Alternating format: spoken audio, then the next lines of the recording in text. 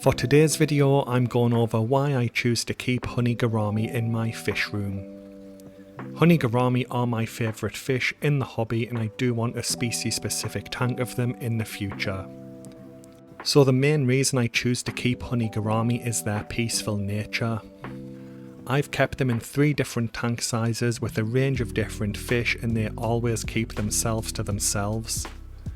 By this I mean that they may chase or spar each other or sometimes play around, but this is species specific and they only do it with each other, and they pretty much just ignore the other tank mates in there. I will go into specific tank mates later in the video, but I currently have 2 Honey Gourami in my 40-gallon tank with tiny little chili rasboras and cherry shrimp, and there's never been any issues between them. This is rare for the anabantoid order of fish that also includes betta fish, paradise fish and the other larger gourami species, as they can be a little territorial or even aggressive. Honey Gourami are definitely a contrast to that though, and I've honestly never seen them act aggressively towards their tank mates, and I've had them well over a year now. I love to watch my aquariums at the end of a busy day to relax, and one of the best things about Honey Gourami is the interesting behaviours that they display. Unlike most fish, Honey Gourami have modified ventral fins that they use to feel their surroundings, and they can use them to kind of hug each other. This one feature opens them up to a lot of behaviours that most other fish species can't display because they have traditional ventral fins. Outside of hugging each other and touching their surroundings, I've also seen them seemingly point at things that they want in their tank. Take this clip for example, and it's one of the first times my Honey Gourami saw an Amano shrimp, so they were a little nervous as they weren't sure what it was. This is a granule of food that both of my Honey Gourami want to eat, but they're too scared to just go and get it because of the shrimp, but one of the honeys starts reaching for it and pointing at it with its ventral fin, and I just think stuff like this is really cute and unique to these fish. The next reason I choose Honey Gourami are the wide range of different tank mates I've been able to keep them with without issue.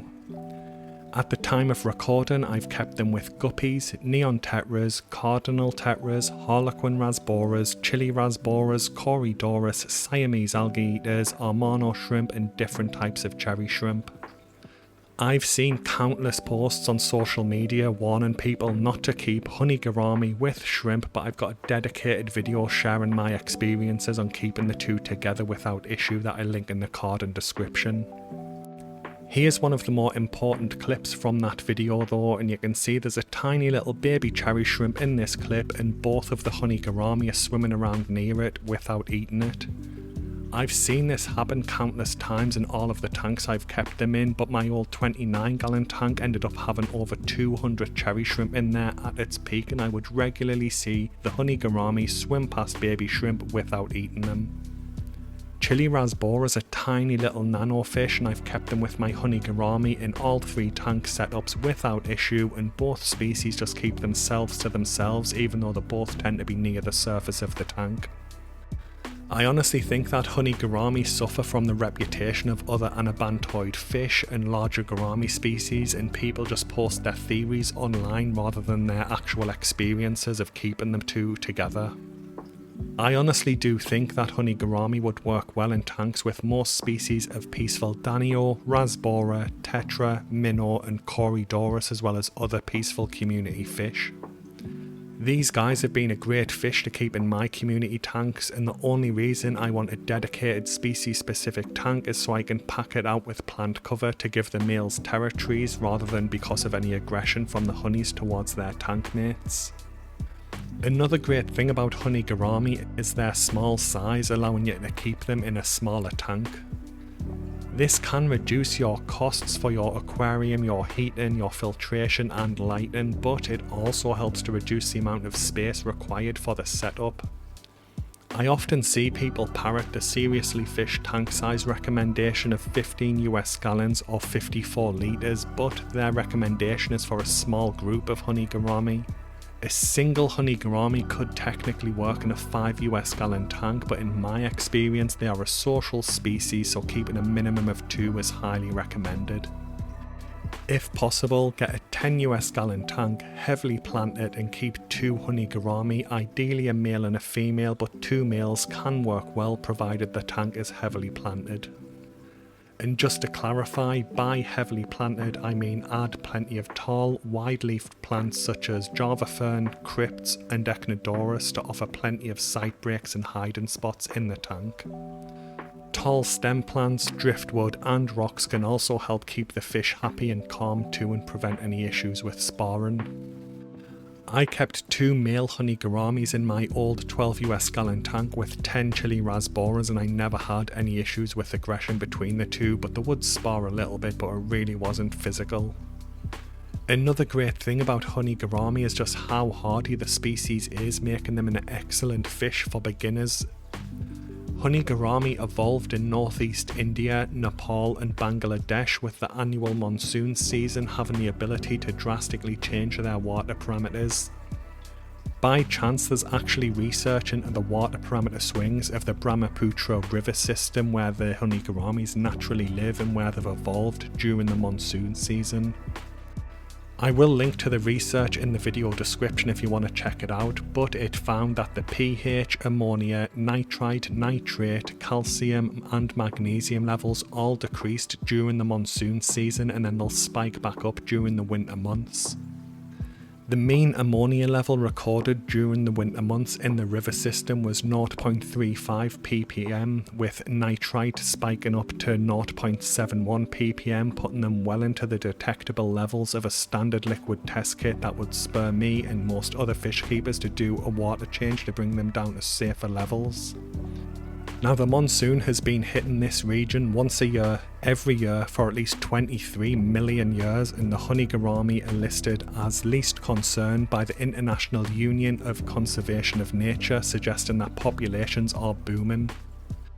Before I go any further, I just want to say that just because Honey Gourami can survive temporary ammonia and nitrite spikes doesn't mean they should have to, and I would always recommend you add them to a fully cycled tank. The point I'm trying to make is that Honey Gourami are a very hardy fish, and they can survive through some of the common mistakes people new to the fish keeping hobby have, making them a great first fish. One thing that I do want to say is that Honey Gourami definitely jump, and unfortunately that's how I lost one of mine, so keeping them in a lidded tank or a tank with low water levels is recommended to stop them jumping out. So moving on, and we get to the appearance and colours, with some people thinking that this is a weakness, but I actually like it. A very common criticism of Honey Gourami is the limited colour options, and this can put people off keeping them because you're restricted to yellow, yellow with a hint of red, or a kind of pale grey for some females. There is also this fish that is often listed as a red Honey Gourami, but this is actually a red robin gourami, a different species that can be very aggressive compared to real Honey Gourami, so I don't recommend it. Now, I do get the criticism for the lack of colours of Honey Gourami, especially if you only have one 10-gallon tank and you're looking for something colourful, and in that case something like a betta fish might be a better option.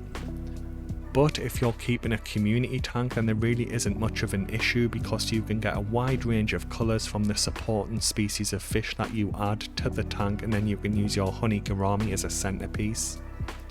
Personally, I like the yellow colour of my Honey Gourami as it's bright and it contrasts very well against the plants in their tank, and the bright yellow like this is rare with popular fish in the hobby. Some Honey Gourami can form a horizontal line across their body, but contrary to what a lot of people say on social media, this does not mean the fish is female.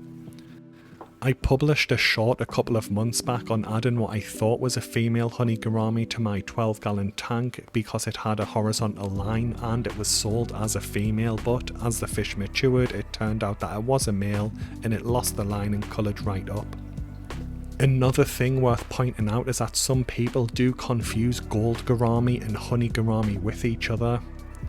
Gold Gourami are a captive bred colour morph of 3-spot Gourami that are a lot larger and they can become aggressive when mature, so keep this in mind. It is quite easy to tell the difference between the two when they're side by side, so it might be a good idea to get some photographs up on your phone before you purchase the fish from a local fish store, just to double check you're definitely getting a Honey Gourami.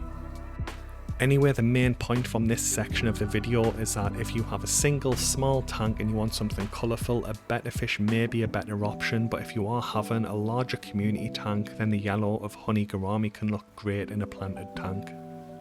The next thing that I like about Honey Gourami is their relatively low cost and availability, and I usually pay around £4.50 or $6 for a Honey Gourami. This is far cheaper than most betta fish, and although it is more expensive than a single neon tetra or something like that, most people will be buying 6 or more neon tetras, putting their cost way above a Honey Gourami as well. A lot of the time, Honey Gourami will be used as a centerpiece fish in a community tank, making them far cheaper than other popular centerpiece fish in the hobby, while their small size also makes them suitable for smaller community tanks too.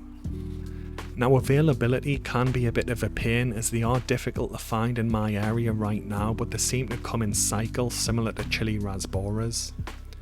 At times, everybody will have them available for sale for months, and then they'll be unavailable for months, and then the cycle just repeats over and over and over again. The final thing that I like about Honey Gourami is their compatibility with plants. Thankfully, Honey Gourami don't eat the plants in their tank, they don't burrow into the substrate uprooting plants either, so you don't have to worry about them ruining your aquascape. Like I mentioned earlier in the video, my Honey Gourami spend around half of their time hiding in the plant cover in their tank, and it is a nice little thing to watch them do. Considering that they're a bright yellow fish and contrast really well with the green of the plant, they are very good at hiding, and I'll often see them randomly pop out from behind a leaf without even knowing they were there. I've seen a few other people say that just because you can't see your Honey Gourami doesn't mean that your Honey Gourami can't see you, and this is definitely true in my experience.